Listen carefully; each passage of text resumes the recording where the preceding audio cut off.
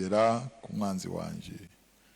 Amara iminsi atemera, ariko aho ageze aribwira ati nubwo ntubaha Imana kandi sinite ku bantu, ariko kuko uyu mupfakazi anduhije ndamurengera ngo adahora aza iminsi yose akandusha. Nuko Umwami Yesu arabaza ati ntimwumvise ibyo umucamanza ukiranirwa yavuze? Ubwo bibaye bityo, Imana se yo ntizarengera tore zayo zitakira ku manywa na nijoro? Mbese yazirangarana? Babwira yuko izazirengera vuba. Ariko Umwana w'umuntu naza, mbese azasanga kwizera kukiri mu isi?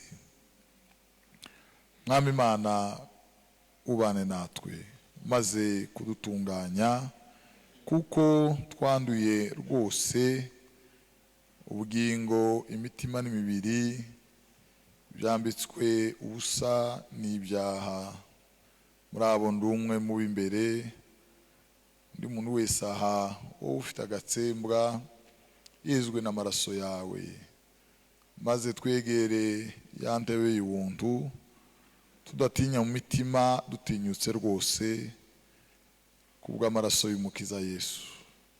Ijambo ryawe rigira imbaraga muri uyu mugoroba, mu izina rya Yesu, amen.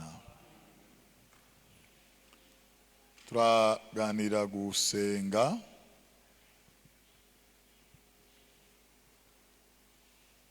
Ni ikintu twese tumenyereye kumva, n'abandi bamwe bagiye bakiganiraho nabo igihe babonye umwanya nk'uyu.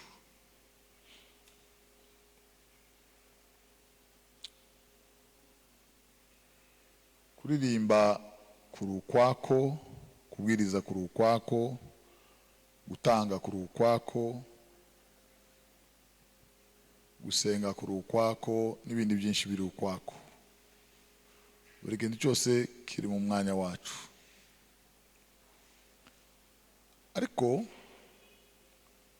urugero rwiza rwo kureberaho umutima wawe uko uhagaze, tukawurebere mu ndirimbo, tukawurebere mu gutega amaboko, uje urebera ku ntebe y'amasengesho.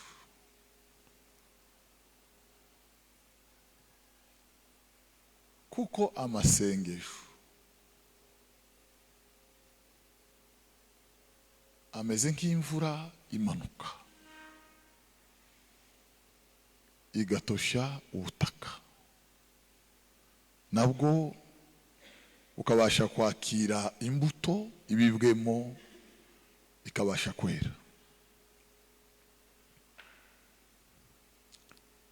Amasengesho ni imvura y'itumba n'iy'umuhindo mu mutima w'umukristo.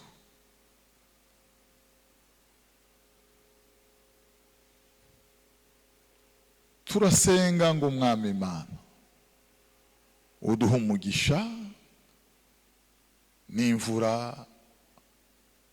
yo mu ijuru, kugira ngo yuzuze ubutumwa bwiza.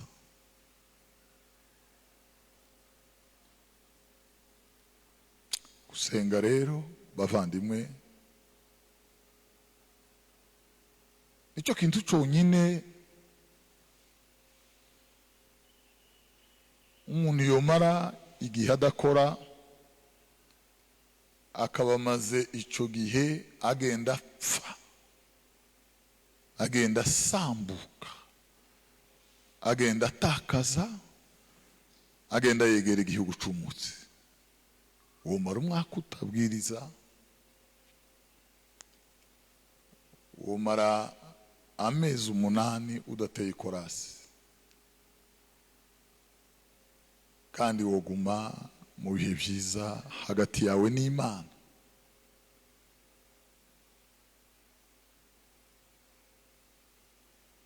Ariko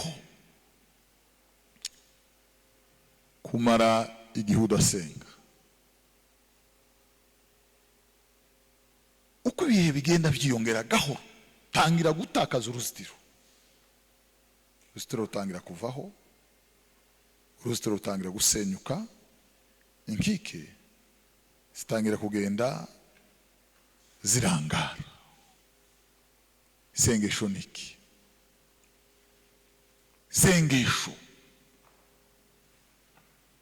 ni igihome kirekire, ni igitare kitamenwa. Isengesho niko gaciro kawe, nicyo wiyamisha, nicyo urwanisha.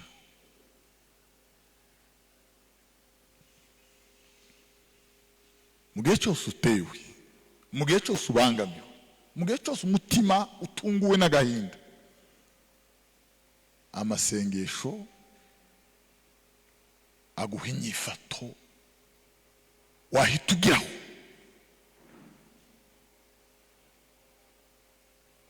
Udatsinzwe n'uburiganya bwa Satani.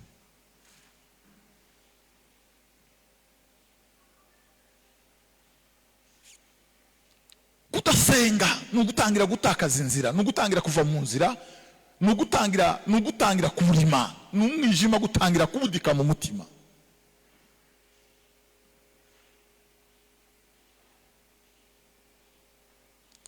Umuntu ntaba akibona neza, ntaba acumva neza. Kudasenga gutangira gutuma inyota yo mu mutima igabanuka. Niki kiza gitera umuntu inyota yo gusenga? No gusenga Imana.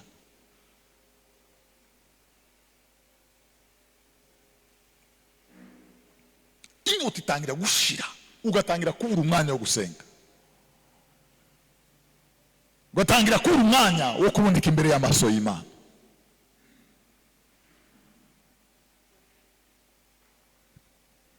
Ugasigara ukurura ibihe wabagamo, ukabirangiriza kure, aho ukaba abantu ubisingiri, ukabishaka ntubibona. Amasengesho ni amababa y'umukristo. Basha gutumbagira, agatumbagira. Nicyo gituma Yohana yavuze ngo uwo munsi ngo ajandane mu mwuka. Ibihe byo gusenga ni ibihe ni amababa. Umukristo araguruka, umuntu aragenda akaja ahantu, bigahuza n'ayandi ndimi zivuga ngo nafurahia baraka zote za ulimwengu wa roho. Ni ahantu umuntu azaja akajanwa n'amasengesho. Mu rugero umuntu azageraho akumva yaraterutse. Kwizera kwayo ngo ni nk'ifarashi y'amaboko, ngo kwivuga kwayo guteye ubwoba, ngo izinyura mu bikombira aha, ngo igasa n'itikije ibirenge hasi. Ni nk'iri hejuru, ni ukuvuga ngo ivuye ku musozi ija ku wundi, ngo izisa n'idakoze ibirenge hasi. Ibihe byo gusenga, Bwana asifiwe, ni ibihe biza biterura umukristo agasa n'udakoze ibirenge hasi.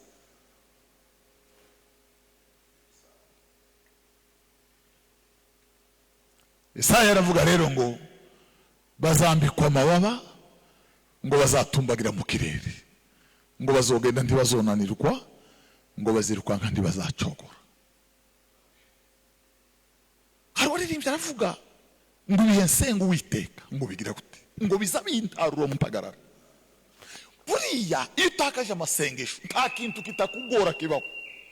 N'agakombe umwana amena karahure, ukaza wibaza ngo uru rugo ibintu naruboneyemo, ngo sinzi ibintu ngo naboneye mu ruru, ngo umuntu aziyahure, ngo umuntu azogire guteba, akaza yumva akadapfura umusatsi gutya sinzi icyabaye.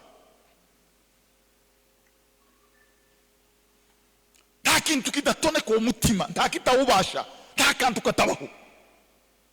N'ubu umuntu asigara akora anketi, umudamu umwe abantu barasetse nkiriya yamazamuka iwaje ko batega ku nzira, baramanuka ngo nibamubwira icyo basetse. Twebwe ngo ni jewe twakuvuze ngo none mwasetse iki? wumvishe tukuvuga abantu baza bigendera no kuvuga ngo gusenga kuza gutarura umuntu mu mpagarara ngo kukamwegizaho datari. Ubundi gusenga niki? Bwana sifiwe. Nubona ugize umugisha wo gusenga ngiki kizoba kibaye nzarugaruka, uzobuhawe audience n'Imana ngo wishyire muri biro uyibwire doléance zawe, ngo uyibwire ibikubabaza. Nibwo rero muri mbye yavuze ngo bibwire Yesu ibikubabaza byose. Igihe wigiye mu cyumba cy'amasengesho, igihe urenze mu mpinga z'umusozi, tuza shira umutima mu nda, imbere yawe hari umugwaneza w'igitangaza, uteze amatwi. Muri Yesaya haravuga ngo amatwi ye ngo ari kugusenga ko bakiranutse, ngo yumve gutaka kwabo. Amatwi ye ntiyapfuye ngo ananirwe kumva, amaboko ntiyaheze ngo ananirwe gukora.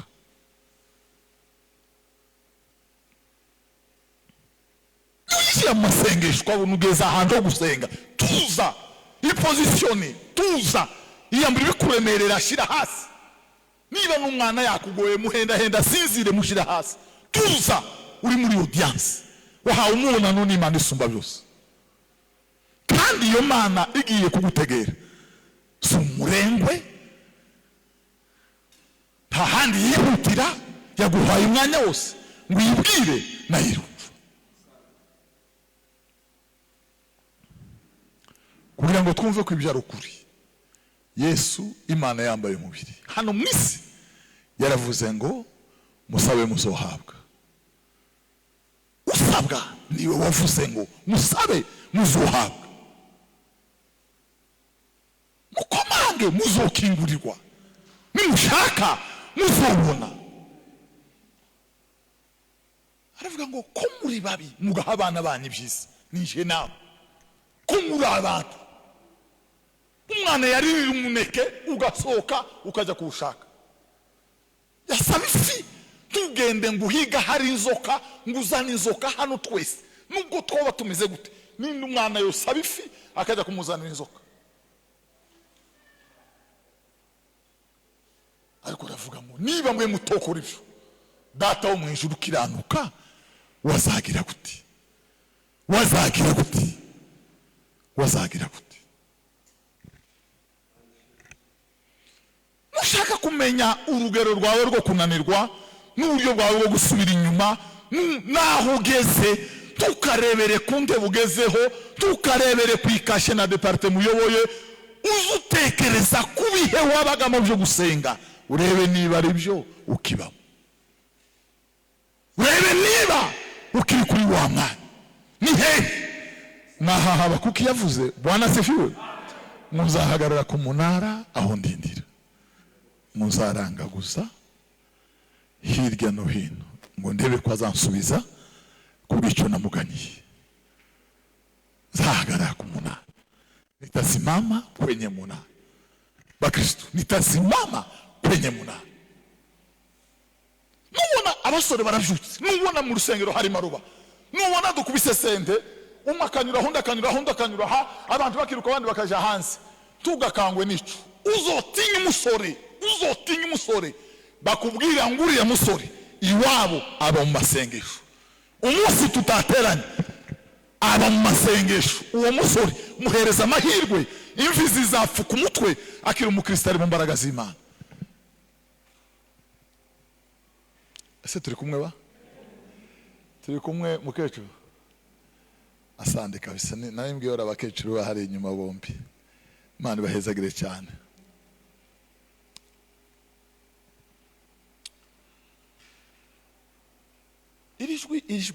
Irijwi ry'abakorari niba nyina ryadasenga, itonde umunsi azokora ubukwe hano, hazamubera nko muri Amerika, azoza ashaka viza yo kubakandagira, imvi ziriwe zimurenge.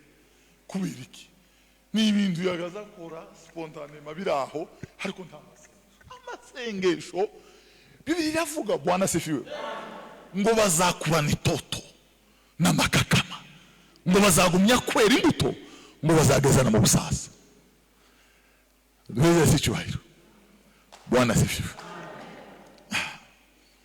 Niba kubwira ngo uriya muntu adasenga, niba kubwira ngo azasenga, Bwana asifiwe. Niba kubwira ngo azasenga, umenye neza ko haba no kwiba atokwiba. Ariko niba kubwira ngo n'umuririmbyi w'igitangaza, ariko disikuri adasenga, tinya ubike telefone yawe yoyitwara. Yuririmba igitangaza kikaba, ariko yasoka ukayoberwa ibibaye. Ariko amasengesho n'imbago n'uruzitiro umuntu azahagararamo akabambanwa na Kristo agaturana nawe. N'ubuzima bwa Kristo bwaba. Nicho gituma wa mugabo yavuze ngo omba usiku, omba asubuhi, mchana omba hata jioni. Maombi kwa roho. Ndiyo Mungu anataka. Kusenga bavandi. Ujutekereza aho Satani akugejeje. Niyaza gukura Satani. Niyo uzozureba aho Satani akugejeje. Uzureba agukuye na akugejeje. Kugira ngo umenye agukuye. Uze wibuka bya bihe byawe bya kera. Nibutse iminsi ya kera. Ya.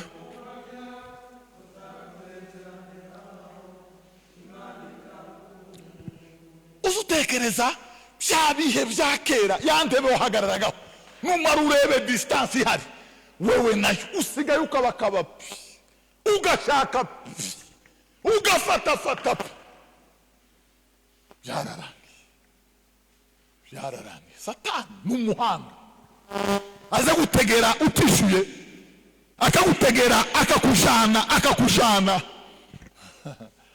Umuntu mwegeze kungirira impuhwe akazanganiriza, ariko ko mu nzu mufite ibiryo, aho ufite umudamu n'umwana nta kintu, aho ibiryo uguma gusenga kandi kama vuga neza cyane.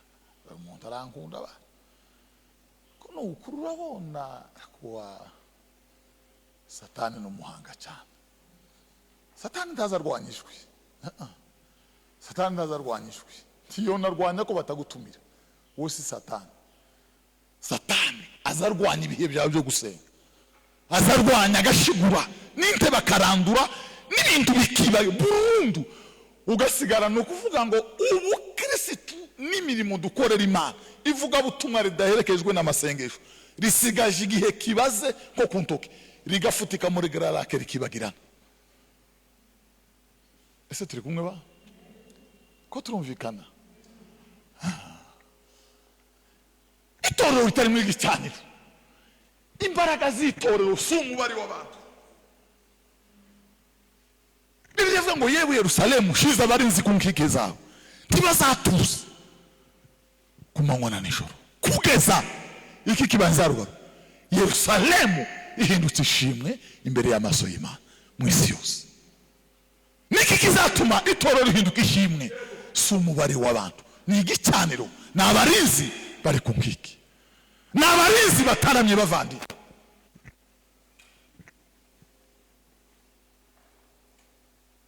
N'abarinzi ndetse abanyamasengesho ntibaza bamamara, ntibaza banavugwa cyane, ntibaza bagira cyane. Kubera iki? Yesu yaravuze ngo mweho nimusenga ngo muze mugira gute? Ngo muze muja ahiherereye. Ntimurinde kamera, ntimurinde amafoto, ntimurinde afishe, ntimurinde kuzuza amastade, ntimurinde kuzuza amahoteli.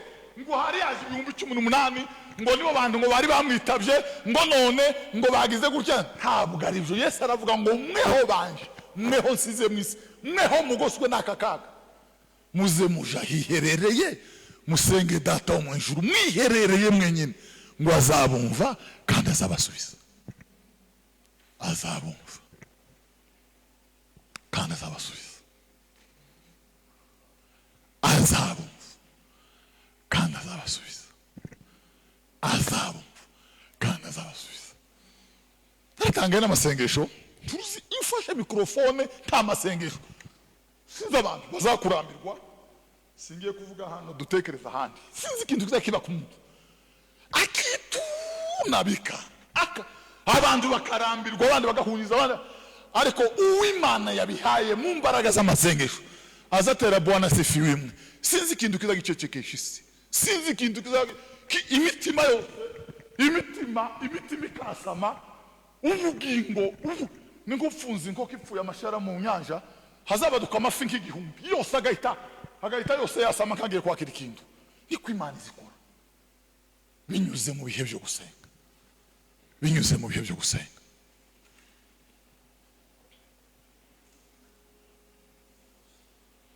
Niba hari umuntu yotekereza ngo icyongira naka, sinje ntekereza b'inzobe ukuri kw'Imana n'aya mavuta barimo kwisiga ya desa, niba ariko ajya y'inzobe nihageze nta nayo ndegeye. Ariko ibihe byo gusenga, nza nifuza ibihe byo gusenga bavandi. Niba hari umuntu yotekereza ngo icyongira naka, nuko abazasenga, nuko abazasenga. Kandi nubona umuntu usenga mu mutima wawe agasengera mu kuri no mwuka, uzohite wumva ngo niyaraha niyataraha disi kuri antaza mu izoga naye yataraha. Kuri umubona kuri azasenga iwe ntazagambana nkuko kwanje. Jiyo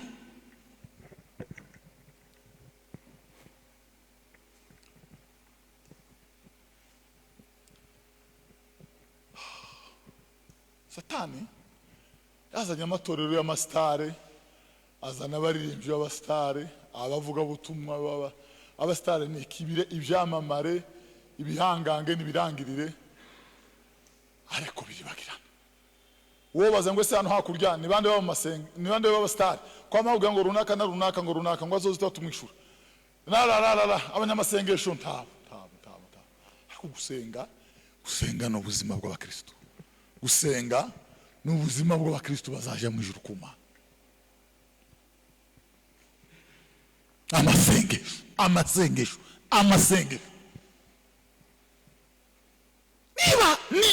Niba hari abakristo bagira icyo batwaye ubwami bwa Satani, niba hari abakristo bagira icyo bungura Imana, ni abakristo basenga Imana.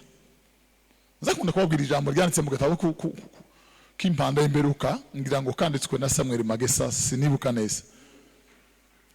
Yaravuze ngo uwo munsi wa nyuma ngo bazohamagara mu mpera zose zisi, ngo babaze ngo ese ni bande babuze cyane ugereraniye.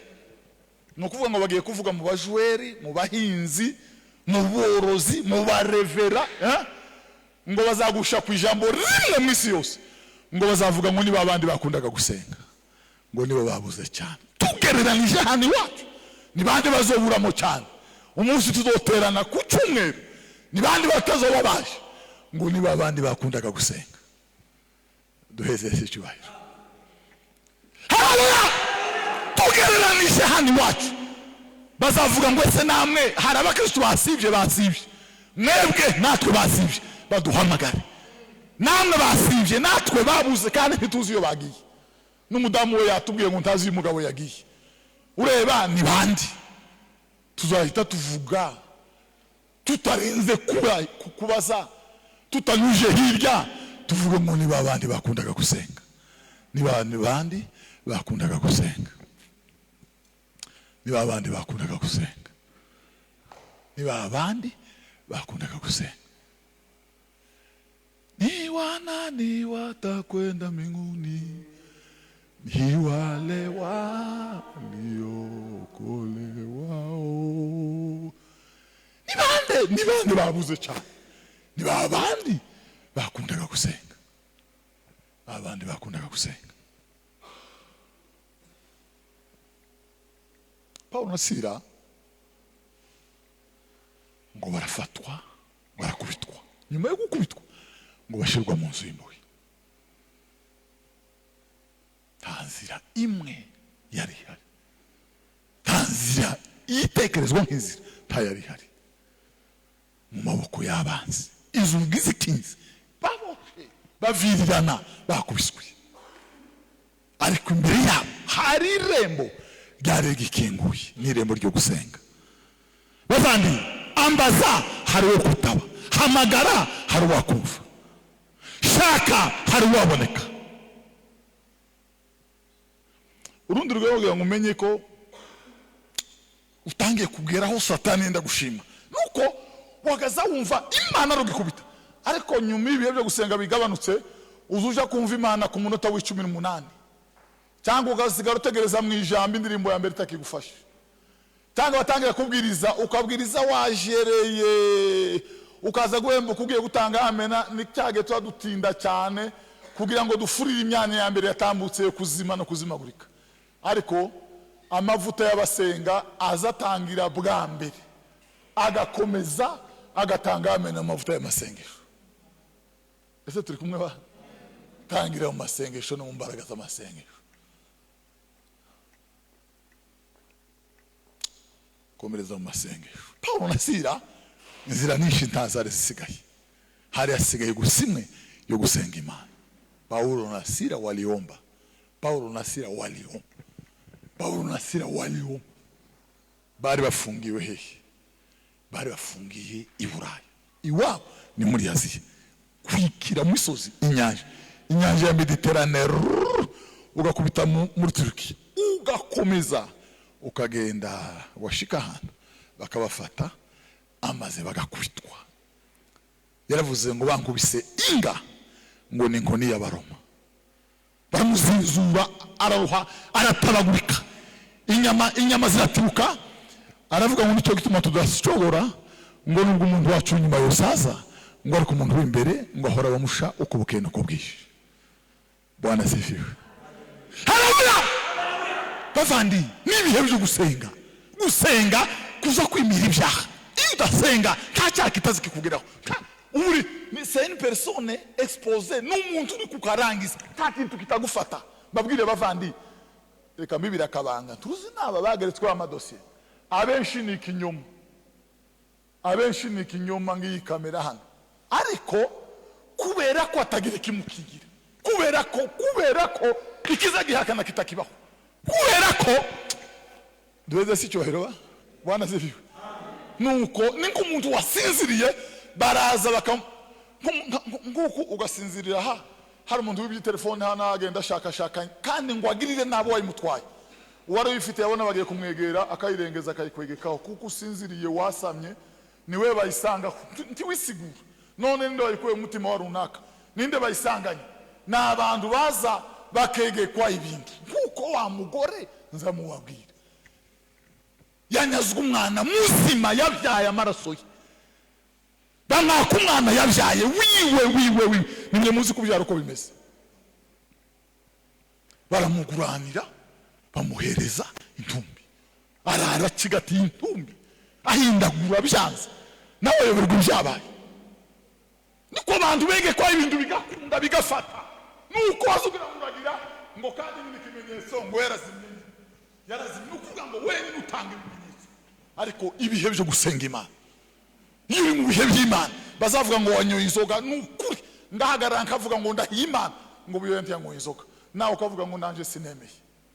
Mugabo mwamugeretse dosiri ya ruguru, abarevera n'abapasteri babaza umugore ngo ese nibyo, baravuga ngo ye, ariko abandi baravuga ngo aremeye, ariko twebwe ntitwemeye, twebwe turanze siwe uko tumuzi ntabwo ari.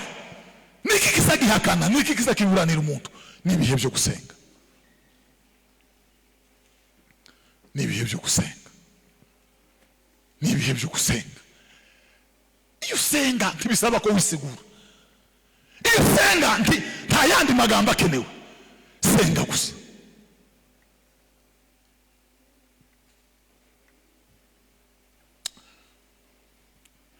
Turuzi umuntu ari masengesho y'Imana, iyo ari mu masengesho usarire niyo yanyuze mu gihugu kiroga ngo zakinyura namwe imbaraga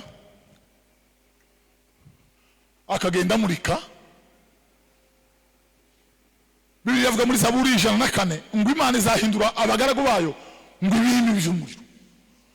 Zamabwira umusaza umwe wambwiye ijambo ryanze kumvamo, aravuga ngo agiziyerekwa ararengiri ngo yitegereje mwisi ngo asanga ari umwijima gusa.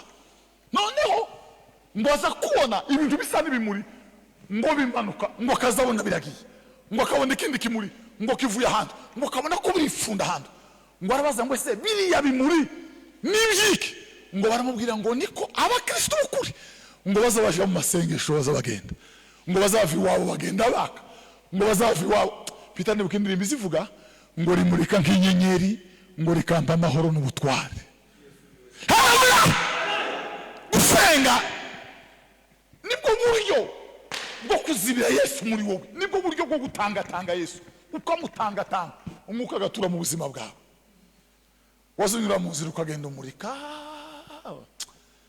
niryo riyonza umutima ubabaye, rikawunezeza rwose, mpa amahoro mpa n'ubutware, Yesu niwe zina ryiza, Yesu niwe zina.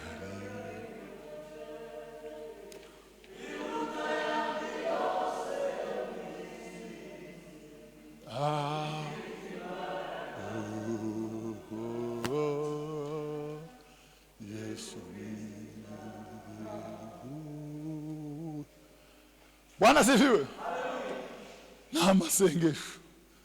Namasengesho sinzi niba hari umuntu ugoye amatwara ya Satani kurumva nzarugaruka. Niba hari inama ziba hano mu karere bakavuga ngo ibintu twarabiregeye, ariko haracyariho abantu batugoye. Ni bande bagoye? N'abasenga Imana bakigoye Satani, n'abasenga Imana bagihagamye ubwami bwa Satani. Haracyariho abantu bakeya. Niko Imana yabwiye Eliya ngo ndakifitiye ibihumbi 7, ndakibikiye. Haleluya! Ndakibikiye. Haracyariho abantu banje nibikiye. Nibande bakigoye ubwami bwa Satani? Nibande? N'abantu basenga Imana. Ahirwa abasore taramira umwami, bavuga ibitangaze Mana yabakoreye, Mana ngirira neza kukugirira abandi. Satani ntagomba kutwegera, imbaraga z'umwuka ziramunesha, nimuhumura bera tuzota. Bwana sifiwe. Umugore umwe yarwaye kanseri, igikomere gitunguka hana hejuru y'ikirenge. Baratubwira ngo nimusenga Imana. Yari umupfakazi, umugabo uherutse gupfa, sigaranye abana. Biraturenga kabisa. Runaka agiye gupfa, kandi yari umuyumbe wa cyane, ariko yari umuntu w'umutima mwiza w'umunyamahoro. Abantu bose bamukunda, zayita ku bandi, agakunda abantu basenga. Yari umuntu yagazabura nk'icyo guhereza. Wahagera turukanga tuyo gusenga. Nibuka aya maboko yanje nari mfashe griyaje, abandi baza bigaragura hari, abandi bari bahagaze hari. Twinginga Imana, duhamagara izina ry'Imana. Bibiliya ivuga ngo Bwana sifiwe, ngo ntabaza ndagutabara, nite nami nitakwitika, nzakwereka ibikomeye. Nite nami nitakwitika. Duhamagara izina ry'Imana. Wa Mana yaje, wa Mana ya Israeli, wa Mana ya Isaka na Yakobo. Tuhamagara izina ry'Imana, tuhamagara Imana. Biravuga Bwana sifiwe ngo gusenga kumukiranutse kugira umumaro iyo asenganye umwete. Intege nkeya zimeze nk'umusenyi.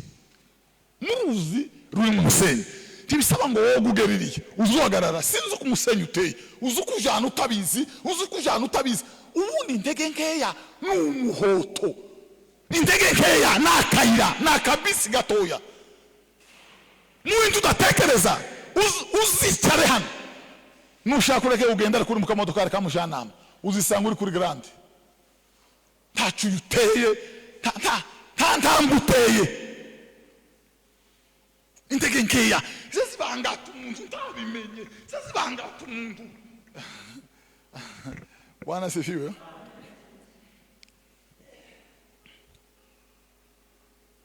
Usenga gukingura ijuru, usenga gukingura ijuru, usenga irakwizera.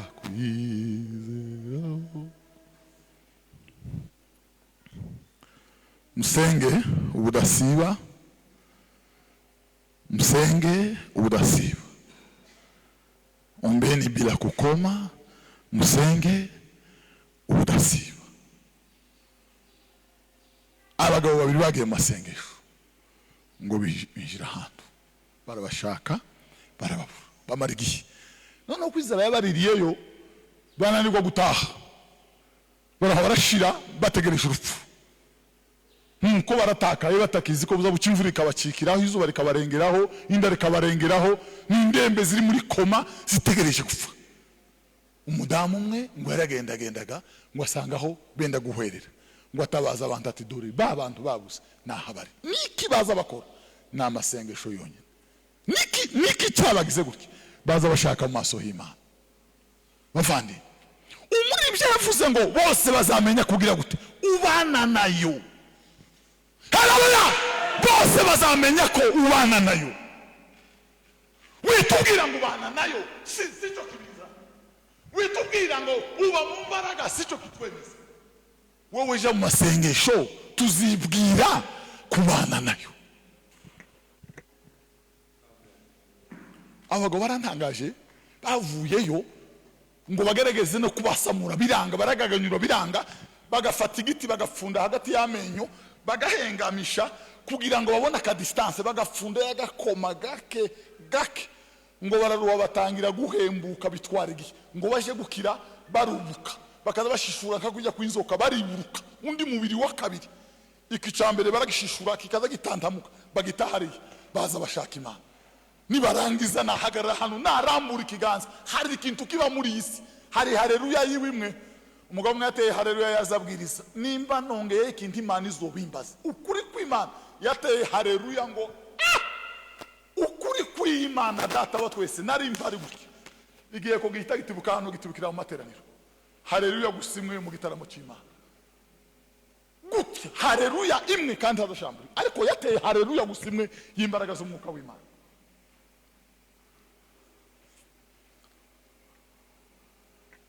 Dufite ubukristo kandi bw'uburara bw'ubustare, turaba yumbe nyine abandi gusaba ugira cyangwa tuguruke ngo nimutwongere, bakata yagiriya ngo nimuzana kandi ngo mbone uko ntaha, ngo mushiriremo ngo mbone uko ntaha.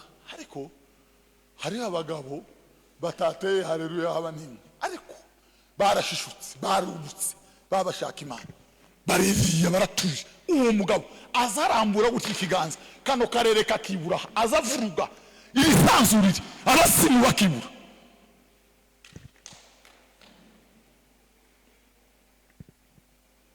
Uriya mabwire bavandi, irembo uzoseberamo. Ese birumvikana zarwa? Irembo uzoseberamo ntirizova ko mu rugo rwawe mwabuze ico murya, rizonyuva mu bihe bike byo gusenga, mu bihe bike byo gusenga, nimwe ibisebo byawe bizoturuka, nimo defete zawe zose ziri, gutsindwa no kunanirwa kose kuzonyura mu irembo ryo kudasenga Imana.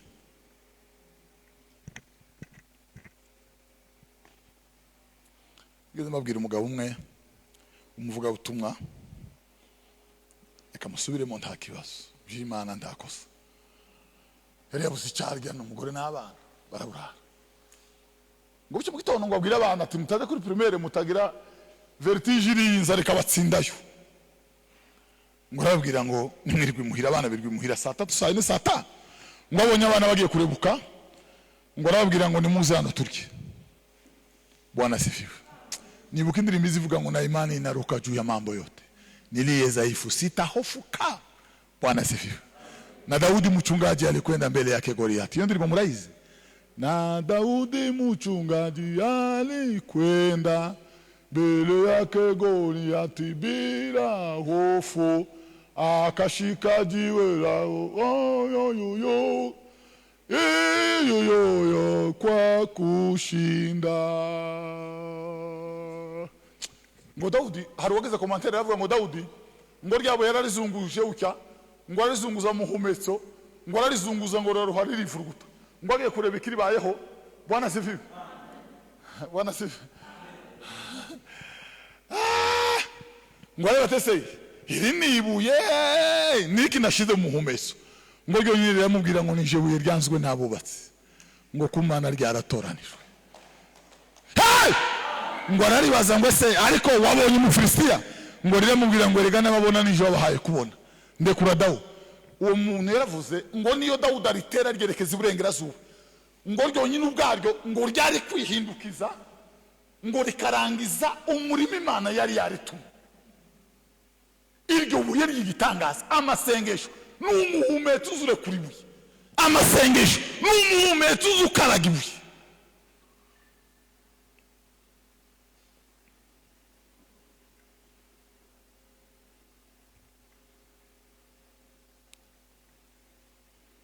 Masengesho n'umuhumetso, n'umuhumetso, n'umuhumetso. Bwana sifiwe. Bariyo migisha nonaha Imana yakugabiye uyibare tusige numwe eregana mishiyo gutangaza amakuba naho yabameshate we kwiheba Imana irayategekao. Haleluya! Tugikera isengesho rwari rikora igitangaza. Imana ibihaye ikora igitangaza. Imana iza escorting isengesho. Bwana sifiwe. Muzi ko hano mwisanzuro haba abadayimoni bitwa abaperesi. Ntimurabisoma muri Daniel? Ndongeyeho vuza ukuri. Umwami w'uperesi ari muri Daniel. Mwaraha mwisanzuro. Nahaza hagara. Imirimo y'imiki nugutoratora udusengesho tw'abanyantegenge utu dusa n'uturwaye two munda utu dusa no twaseregeswe na sida utu dupfuagwe nabi bazaduterera n'ukuri kw'Imana naha bazadusakumira hano. Ariko isengesho ry'umukiranutsi, isengesho ry'umwana w'Imana ngo rizare kurugwa n'amagare n'amafarashi byakumuriro ngo rikazamuka mu mbaraga z'igitangaza. Haleluya! Ngo rikamenengana Satani n'abadayimoni bakaribisa, abasimu bakaribisa, basogokuru n'abasogokuruza bakaribisa, indavanga zose hamwe isanzu zikaribisa ngo rigatumbagira rizarigenda kamisiri ngo rizarizamuka ngo rikagera imbere y'amaso y'Imana. Niki bivuga ngo kana amasengesho yanyu ngo azahora imbere y'Imana. Imana nayo ngo izihora yibuka. Gatanu mu Yeshuwa Bibiliya iravuga byo ngo nuko Petero Bwana sifiwe ngo abona ngo abere Yohana ngo abona abere ngo bahagaze imbere y'intebe ngo baza umwami nyiribihe ngo se uzageza ryari kudahorera amaraso yacu, uzogeza ryari kudahorera amaraso yacu? Ngo arababwira ngo nimurindire ngo abera imbata bagenzi banyu, nimurindire abandi bere, nimurindire abandi bere. Bwana sifiwe. Ngo abona imbere y'intebe ngo inzabya ngo zari zuzuye iki? Amasengesho yabera. Imbere y'intebe ngo hari inzabya zuzuye amasengesho yabera. Amasengesho wasengeye yose ari imbere y'Imana. Muri 60 kangahe muri Zaburi Bibiliya ivuga ngo amasengesho yanje n'agahinda kanje n'amarira yanje ngo ntubihishwe wa Mana we ngo nabishize mu icupa ngo ndangije ntereka imbere yawe. Nuko Dawudi yageze ibyo mwabaro ngo arasenga Imana, arasenga muri amasengesho ngo abugumura amarira ngo yatega mu macupa, aratega igicupa aracuzuza ngo arakirengeza gitereka imbere y'Imana. Ngo aravuga ngo Mana nushaka kureba agahinda n'umubabaro wa Dawidi ngo tukawushakira ahantu uzupfundura icupa riteretse imbere yawe. Ngo agaruka Bwana sifiwe. Ngo arangiziwe ngo aragaruka ngo aravuga ngo nta mwanya wundi wo kurira ugisigaye, hasigaye kuririmba gusa zaburiza amashimwe. Amazi araziririmba mwene Nyamusengo. Kala nagasuzuguro araririmba Dawudi araririmba, Imana ikaviba, Imana ikamanuka ubwayo. Dawudi ngire gute Dawudi kore kitawo. Haleluya! Kore kitawo. Dawudi araririmba, azana mitrabeni, azana igititi, azana amareba, azana ibisemba, azana izo bitango ni n'umicecetse y'abakure, azana shigiyonoti, arazicwanga, arakubita mwene Nyamusengura. Mana hari abantu aba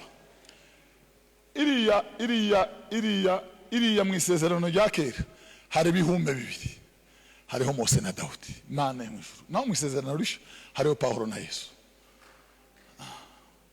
Ni babiri desade. Bwana asifiwe. N'abandi basigaye twese ni namakumbu moya n'imbariro nudu nuko ngibi bikupi bya Yesu. Dawudi tuzomubona, Dawudi tuzomubona, Dawudi tuzomubona mu gihugu cy'amahoro. Bwana asifiwe. Dawudi umukozi w'Imana.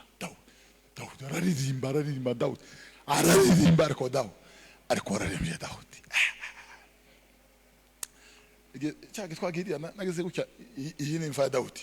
No kuvuga ngo iriho umuntu wihagaze iruhande, wicaye iruhande, abarambuye Bibiliya cyangwa gasenga. No kuvuga ngo namasi apana kuza kuganira, apana urwenya. No kuvuga ngo niba mubona Israeli igira imbaraga, ifite ibintu by'ibifwa isi itazayumva, kugira ngo tugire imbaraga, tugire amahoro, tuze tweza abana bakira indwara za diabete na za tenya n'utundi twose na za mibe na za sikarisi. Twofata umuntu wano kazarugaro twamubwira ngo turahari udusenga Imana, natwe ari cyo tuzokora. Agasenga yaje kuhava mwarimu akaje, yaje kuhava bonka akayiterera, tugasenga ubuzima. Hari igitangaza cyo mbarahire nta gihugu kizohangara Israeli. Kubera iki? Hariho abagabo bahaza amagara bari imbere y'Imana, barahagaze Isiyoni bateze amaboko ku manywa na nijoro.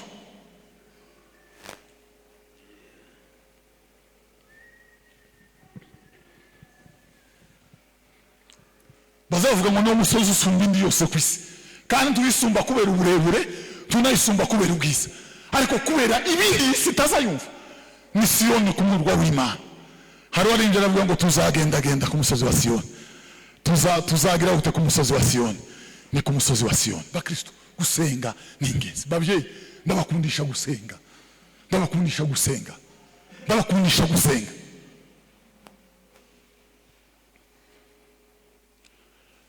Abantu mwana muto uzi gusenga Imana tabwazagira ubwoba, azafashwa no gusenga. Priya amasengesho n'agaciro tuzira mu rusengero uko turushana consideration bidatewe n'ifaranga twe dutanga mu giseke, bitewe n'ibihe tuba muje gusenga. Aya maso atazabona mu mitima y'abantu, hari abantu batinye nakankurupfu nikabarusha nikazabagoraho.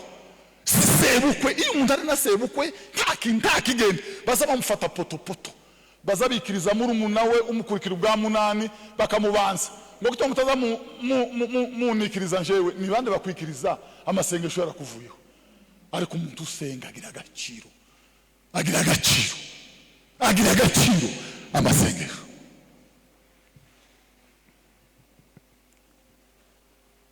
Msenge Paulo nasira. Bwana sifiwe. Gashoro Paulo na Sila waliomba, Paulo na Sila waliomba, milango ya gereza ikafunguka, milango ya gereza ikafunguka. Na sisi wa leo tukiomba, na sisi wa leo tukiomba, milango ya mbinguni itafunguka. Shetani na miguu yake huyo atatoroka. Bwana sifiwe. Na sisi wa leo tukiomba, buriya ntabwo ari ikindi cyahindutse nitwe twahindutse. Bibiliya ivuga ngo mwibuka babayoboraga kera, mwigane kwizera kwabo, muzirikane iherezo ry'ingeso zabo. Bavandi, Bibiliya ni itaburo wahawe muzora wigiraho. Mwibuka babayoboraga kera, mwibuka uko bari bateye, mwibuka uko bagendaga, mwibuka baryaga kangahe, banywaga kangahe, babagahe, babaga ku dutorero.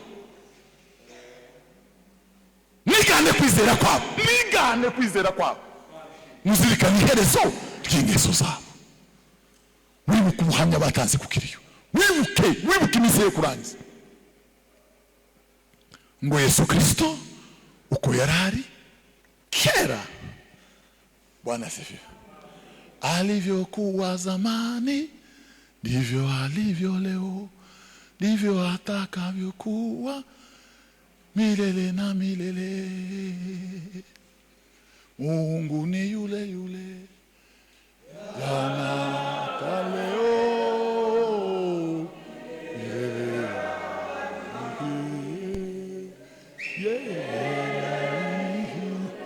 Tekereza kama mareki manera yashyize muri serivisi y'amasengesho bo kwakira amasengesho na envelope y'amasengesho.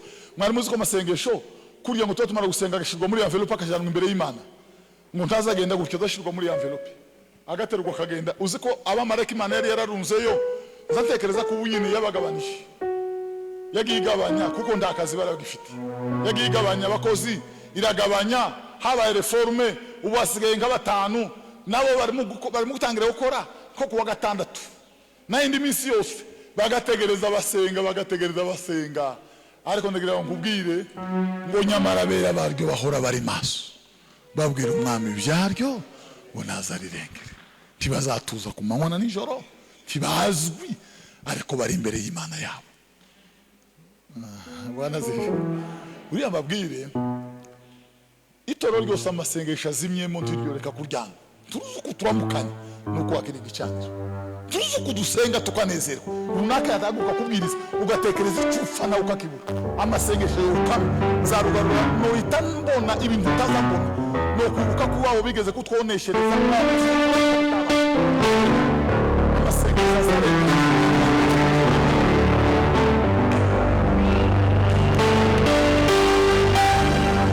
imuyeme usenga bakubwira ngo ejo twiriwe tukuvuga sizi aho bose Imana bahora ariko amasengesho yakamye.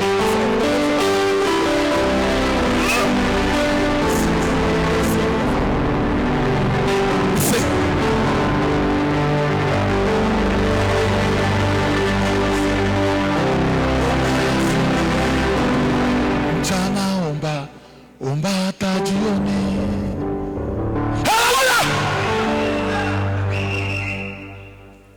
Kiona niko kwenye shida, biashara haina faida, nikikawia kupata mtoto,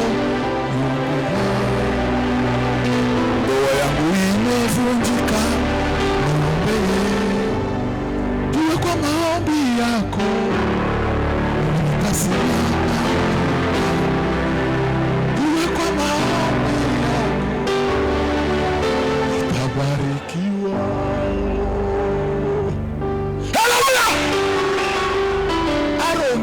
Baracyabaho Aroni na Huri Mari bafashe amaboko ya Mose, baracyabaho. Turi mu bihe abantu bakeneye ngo runaka atakwe ave hariya nananirwe nibimupfane, shaka amadoshi murundeho, iyo azodukinguruka iyo zombisa runaka n'uzutuma ntamenyekana. Ariko ndavuga ngo hirya yawe Aroni arahagaze, Imana yaramuzanye bafata ukuboko kwa Mose, Imana yazanye Huri arahagaze. N'abantu bataza batuza ku manywa na nijoro baza barabasengera abandi. Abo ni Aroni, abo ni Huri. Aroni na Huri barahari. Hirya yawe ndagira ngo nkubwire, hirya yawe hari abandi baza gusengera utabizi. Mu bitugu byawe hari Aroni, hari na Huri. Abanyamerika bazavuga ngo inyuma y'umugabo ukomeye ngo hari iki, ngo hari umugore ukomeye. Ariko ndagira ngo nkubwire inyuma y'umukristo ukomeye hari Aroni, hari na Huri. Kuko Aroni yakomeje amaboko ya Mose. Haleluya! Inyuma y'umugabo ukomeye, inyuma y'umunyembaraga, inyuma y'umunyamavuta hari Aroni, hari na Huri. Niki bakora ngo bafashe amaboko, umwe yikoreye ukuboko kutu, undi yikoreye ukuboko. Osborne ngo agiye kubwiriza ahantu ashite baramusabote, baramutuka ngo aribura ikintu kibaye mu buzima. Osborne iki kintu kitarambaho niki kibaye, ngo arataha ajya gusenga aravuga ngo Semana niki cyabaye Imana, ngeze mu gitarane barasabote bingana gutya, ngo Imana irabwira ngo ikibazo si wewe, ngo izana umukecuru wagaze usengera Osborne buri munsi buri gihe ubuzima. Ariko iyo turu ngo agira ubute, ngo aravuga ngo reka ryama, ngo asinziriye. Imana iramubwira ngo dore abantu bapfuye, ngo imwereke imirambo, ngo iramubwira ngo niwe wayishe. Ngo abazimana ngo Semana nishe abantu byari, ngo usengera Osborne, ngo uyu munsi ngo aba bose ngo bahembutse bagakira, aba bose babaye bazima. Ariko kubera kudasenga kwawe dore abantu bapfuye ngo batamenya umukiza. Uzobasambira hamada, uzobasambira wa mukecuru ngo yatatse igihe. Babarira mana ngirira imbabazi mana. Isha abantu sibe muvuga butumwa ariko ni Osborne. Nukuvuga ngo uyu mudamu yari inyuma ya Osborne, yarari mu yenyegeza umuriro, yarari mu yenyegeza. Bwana sifi. Kristo wari umusobanuzi ngo asanga umuriro uri muraka, ariko hafi y'umuriro ngo hari umuntu ufite amazi ngo akadasukamo, ngo agasukamo umuriro mukoresha kwaka. Ngo arabaza ngo se ibi ni biki? Ngo bamujana inyuma y'inzu, ngo barambwira ngo reba ngo abona undi wari ufite umukondo w'amavuta meza cyane, ngo agasuka mu itiyo yeraho, ngo agatemba agaseruka harya munsi muri wa muriro.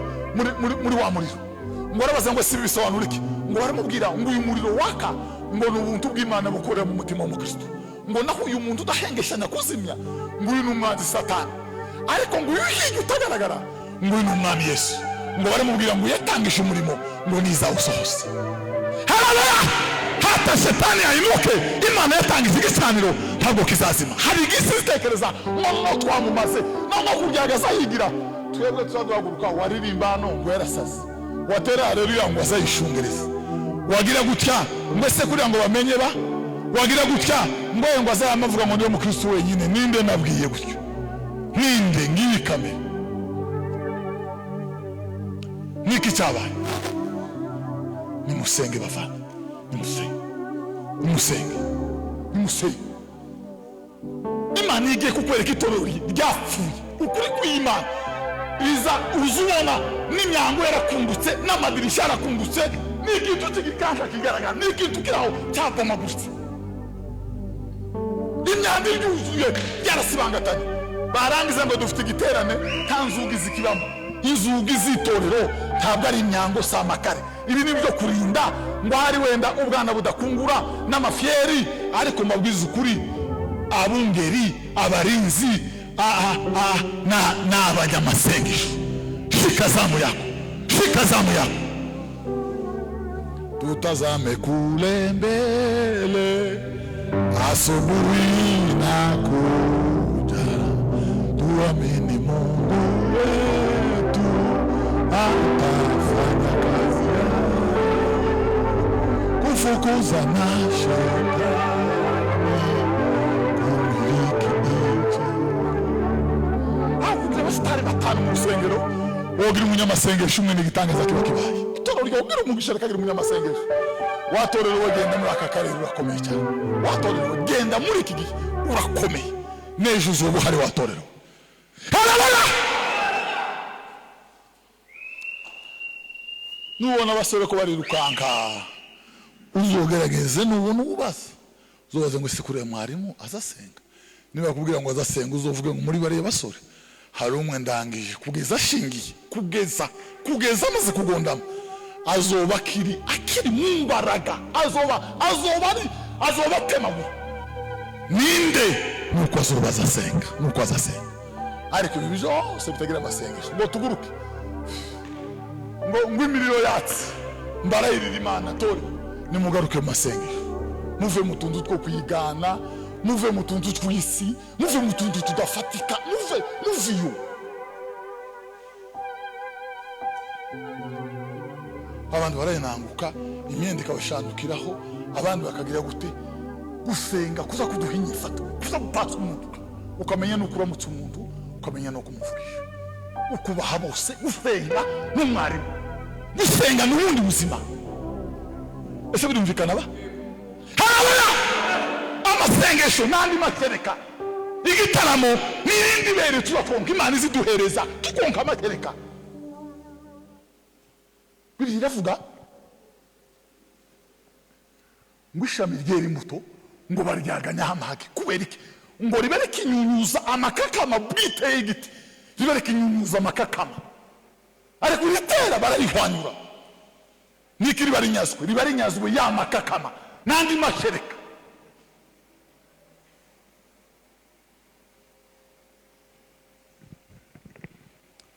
Paulo na Sila barasenga.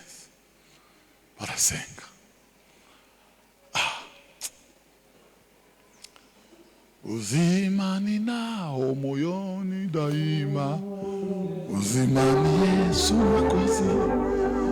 Hano twavuze Paulo yabanje kubwira Sila mbere yuko basenga ngo reka banza aririmbe, ngo atere iyo ndirimbo bazavuga bazashaka kweka ko Paulo waririmbiye muri Kristo, ngo aravuga ngo naona maisha ni yenye maana ni kutumikia Mwokozi. Kuishi ni Kristo na kufa ni faida kwa kila Mkristo aliye wa kweli. Mwokozi aliniondoa porini na tunzwa shambani mwamu. Ngo atarageraho ukuri amakare yari yamaze gucanganyikirwa, ifatiro z'inzu zari zibuze, imyango yari yatabuye, sinzi cyari cyabaye. Paulo kararirimbira muno mwa myango mwe mugira ubwenge. Paulo ari muno yatangiye korasi ya mbere, mwa makare mwe namwe mwabisikamo mubiki mwamusingire ngo murimo isimarya. Paulo ari mu gitaramo,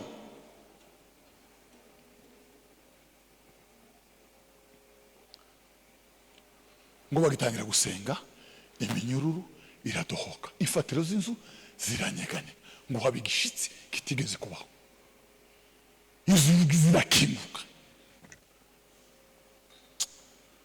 Ngo Paulo ntiyatoroka, ngo yamaguma aricara. Umurinzi ngo aravuga ngo ziragiye, ngo akuri inkota kugira ngo yice, kuko arazi ko bafunze nabi, ababogenda nkabaho aho kuzovya kwicwa rubi. Reka sango nirangije.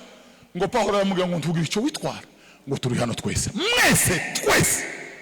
Ngo akongeza itabaza, ngo aramurika kugira ngo arebe, ngo agikubita amaso, ngo abona Paulo, abona Sila, ngo bicaye bemye. Ariko bakiriho ya maraso bari baviriranye, bagifite wa mukungu gose ko wakabaye, ariko ngo bidegemje bose ari bazima. Ngo arambika itara hasi, arabwira ngo bagabo bene data koriki, ngirende ngo ndagwe ubugingo buhoraho. Umusirikari mu ndararambika, intwara arambika, byose nitabaza, atega amaboko, ngirende bagabo bene data. Ngo Paulo aramubwira ngo niba wizeye Umwami Yesu, wowe n'urugo rwawe murakizwa. Ngo aramubwira ngo ndamwizeye, ngo batizanywa nabo mu rugo rwe mu rukerera. Mu gitondo ngo aje gutanga raporo, ngo arabwira ngo muze mufate imirimo yanyu, imbohe ziriye. Ateko jewe n'urugo rwanjye, jewe na madame n'abana twaraye tubatijwe. Nawe byagenze bite? Ngo basubiriramo, ababwira n'ubushizi bw'amanga, ababwira uko izugi zakingutse. Ngo baramubwira ngo genda ubwire izo mbohe ngo zituviraho, genda ubabwire ngo turabarekuye n'ibyaha byashize umwani wabo. Ngo arazabwiye Paulo aramubwira ngo yaye ntabwo ari byo, n'inkuru no mubaza bazogire ngo naratorotse. Paulo genda ubabwire ngo baze bansanga. Bivuga ngo bazashira ubwoba, ngo bazamera nk'umugunzu w'intare, bazashira ubwoba bamere nk'umugunzu w'intare bakristo. Genda ubabwire baze bizire bagera ahangaha, ngo batangira kugira imishikirano kandi bataje. Genda utubwire Paulo atuvira, genda utwingire Paulo. Bwana zifi. Ya ngo arabemerera Paulo, ngo kandi bamusaba ko ava muri ako gace. Ngo arahava, ngo arazamuka agera Atenayi. Ngo hageze ngo arahagarara, abari aho mu materaniro ngo baravuga bateme mutagira ngo nibisanzwe, uriya mugabo uriya azaganira neza, nimuhereza akanya. Ngo bafite abantu bari bateguye kuri aeropago, batirimo akanya, ngo bahagurutsa Paulo. Nta kindi yavuze, ngo yavuze imbaraga z'agakiza n'umuzuko wa Yesu. Ngo amambwa tuvuze neza, ariko ayo magambo abantu baje ari bakeya kwisabati kurikira. Hazoza no ibihumbagiza, amurekera ahantu yakomeretse, yarekera twumvisha atari ibintu tuzi ni posho ritaha tuzohurira ahangaha.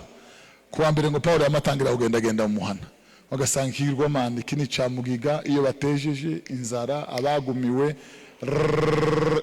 kimwe ngo kini cimana tamenwe, ngo nidutungurwa n'ikintu tutazi tuzosengiye kwisabati kurikira, maze ngo barakoka. Bababwe ngo ari umuyuda w'intyoza, ngo ntazavuga nk'abantu, nimuze gutegera, bazana amagenda, bazana za kaseti, barafotora, baratega. Iyo Bwana sefi Paulo arababwira ngo iyo musenga mutayizi, ngo niyo Mana yaremye isi n'ijuru, ngo mwishakashake mukabakabye, ngo kuko itari kure umuntu wese murimo, ngo kandi ntiba mu nzu zubatswe n'abantu, kabiri abigirwamana byanyu ntiba mu nzu zubatswe n'abantu, nimuyizere mu mitima yanyu muhabwe ubugingo buhoraho. Igitangaza kiraba, umujyi urakunduka ngo baravuga ngo barya bubitse ibihugu bandi muzamuva batugezemo kabaye. Ugize gute paho? Haleluya!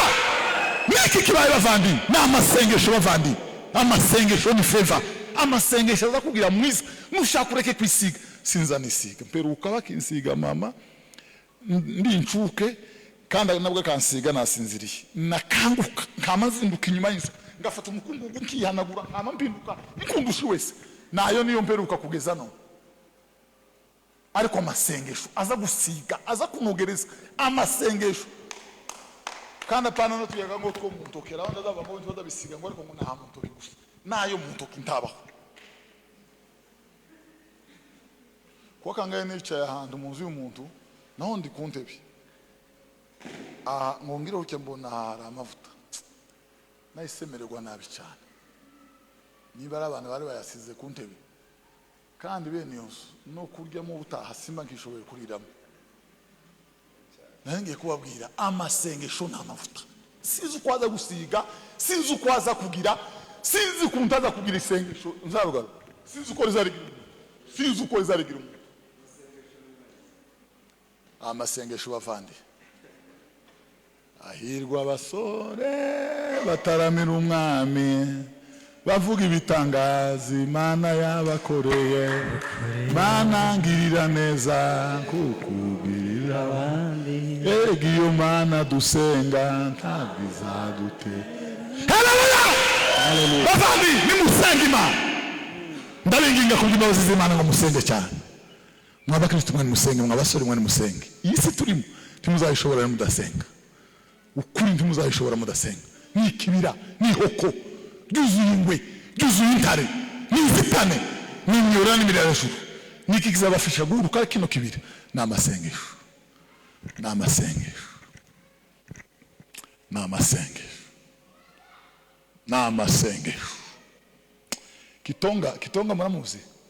Kitonga ni pasiteri wo muri Kenya, ni umupasiteri mwe mu bapasiteri bakomeye. Sinzi ukuntu ataza yamamara kandi afite abakristo benshi, ariko we niba ari uko atamamazwa n'aya mavuta barimo gukura Nigeria n'izi mbaraga barimo gukura zo gukora ibitangaza, iwe nta masengesho. Ngo bage mu masengesho ari batatu, noneho bagezeyo ngo baravuga ngo basenge kugeza Imana basubije.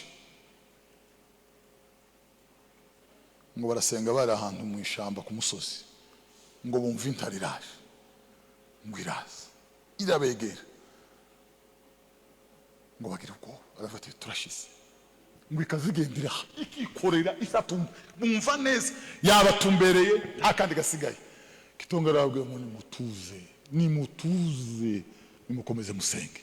Ngo baraho barahaguruka, uwa mbere aragenda, uwa kabiri ngo arihangana yumva neza ibyatsi bitangiye kugogoma. Ngo aravuga ngo wapi, ngo baritema bariruka baragenda.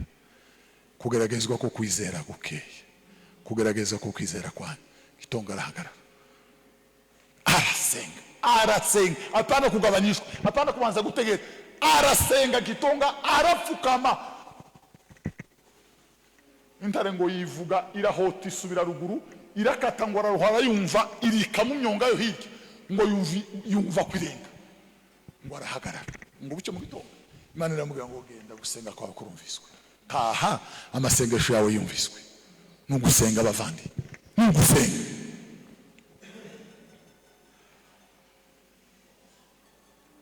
Gusenga kuza gutuma ubana n'abandi bantu neza. Sinzi uko umubano wawe uzumera ukabana n'abantu neza. Iyo udasenga tuzushobora kubana n'abantu neza. Sinzi ikintu kiza kiba ku muntu agahanda abantu ntakubamugise. Sinzi uko bizabimera. Mubagwa neza ndiko gushiramo nubwo bucecetse, mubanyamahoro ndiko gushiramo nubwo utazurwana. Siko mama rusabe, sinzi uko uzumera iyo udasenga Imana. Uzugararamba utavuze ukabangama ntaco wakoze, ariko usenga Imana nici Bibiliya ivuga ngo Imana ngo ntiyakunda ko hari ijambo nari ngo ryande nzarugaro ngo rigira gute, ngo rigwa hasi uhereye dani ngo ukagera Berisheba, ngo bamenya ko Samweli ngo yarundukiye mu buhanuzi, yarundukiye mu Mana. Ni muve hasi dusenge, muve hasi dusenge. Kadusaba umuvandimwe Muhoza adusengera Imana, atwingingira Imana ngo dutere ishaka n'inyota byo gusenga.